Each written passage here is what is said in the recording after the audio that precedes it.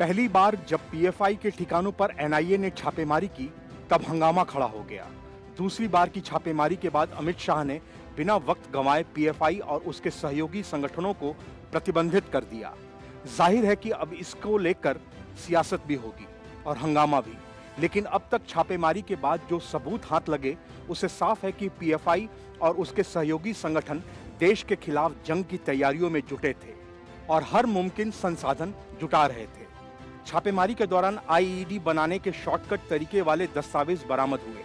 एजेंसियों के छापे के बाद केरल, तमिलनाडु, कर्नाटक, महाराष्ट्र में प्रदर्शन हुए। एक दिन पहले देश के 9 राज्यों में फिर से छापेमारी हुई।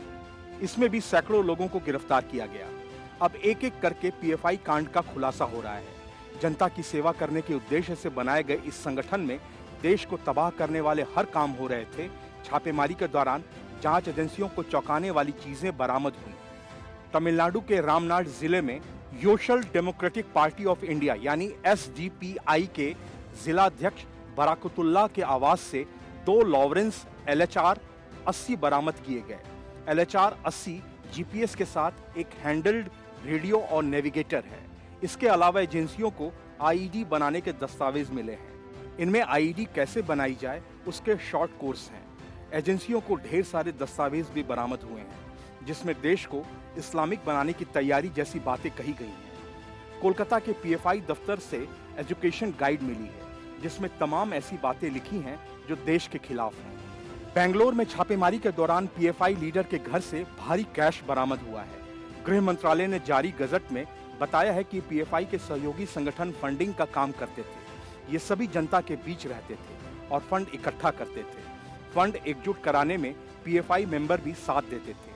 Social democratic popular front of India के एक मेंबर के घर से संगीन वस्तुएं बरामद हुई हैं। बाराबंकी से मोहम्मद नदीम के ठिकाने से आईईडी बनाने के शॉर्टकट लेख बरामद हुआ है। एसडीपीआई के राष्ट्रीय महासचिव इलियास मोहम्मद थुब्बे ने कहा कि पीएफआई और उसके सहयोगी संगठनों पर प्रतिबंध देश में अघोषित आपातकाल का हिस्सा है। शासन की निर्ममता के खिलाफ बोलने वाले संगठनों और लोगों को छापे और गिरफ्तारी का सामना करना पड़ा। एसडीपीआई पीएफआई का ही राजनीतिक संगठन है। केंद्र सरकार ने इस्लामिक संगठन पीएफआई पर बड़ा एक्शन लेते हुए उसे बैन कर दिया। सरकारी गजट में जारी नोटिफिकेशन में पीएफआई पर 5 साल का बैन लगाया गया है।